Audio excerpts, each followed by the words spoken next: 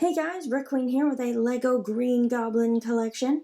Now, I'm going to go through each one of these and talk about them, and I want you guys to tell me in the comments below which one is your favorite or least favorite out of all of these. Just let me know in the comments, and we'll go ahead and get started with the oldest one first. This one, well, technically, it's not the oldest. There was one that came before it, and the only difference between this and that one is that the eyes and mouth were not painted on the old one. It was just a solid green headpiece with no extra painting on there. You can see this one has kind of gold looking eyes and gold teeth. And that's the only difference. The one with no painting came out in 2002, and this one was in 2003 in a couple of sets. I think it's kind of a cool looking Green Goblin. I like the head mold for it, and that is just a piece that fits over the face. So there's his regular face, and then there's a little bit of back printing on there. Of course, there's no second face, since the way this fits, it would look kind of weird having another face back there. But that is the 2003 version. Like I said, 2002 was no paint on the eyes, basically. Now, after that, Lego waited 11 years to make Green Goblin again, which I think was way too long to wait, but they've been making up for it. They've got several since then.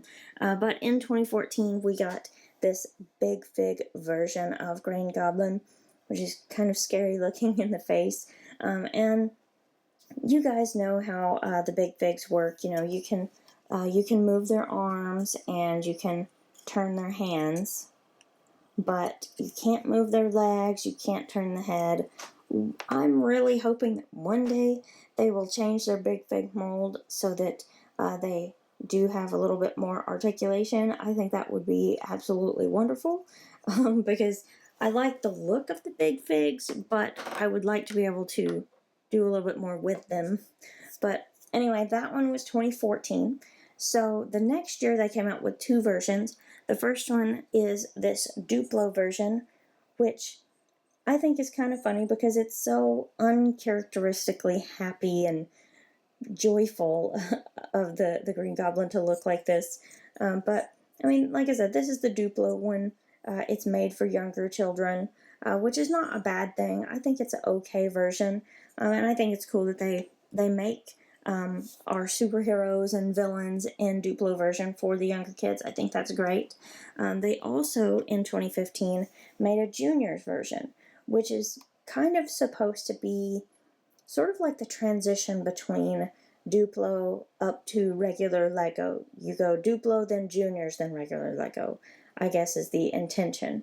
And this was the juniors version, which again is kind of happy looking, but it is actually Lego minifigure scale and everything. Now the bag is just printed on there. In the new version, we actually get the bag separate. And I love the hat. The design of the hat's great with the ears. And the junior version also has a double-sided face. Kind of a goofy looking second face there. But nonetheless, he does have two faces, which makes it awesome if you wanted to use that in a stop motion or something.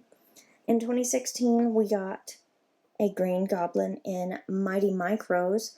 That's why it has the kind of hilarious looking grin on its face. Kind of looks crazy. But anyway, this was the Mighty Micros version in 2016, so it was just earlier this year. And there's no second face on it, and just a little bit of back printing, not much. I personally like Mighty Micros because we do get such unique faces that we can use to kind of switch out with the face for stop motion. I think it would be kind of cool to maybe play off of that in a stop motion. I think it'd be awesome, but maybe that's just me.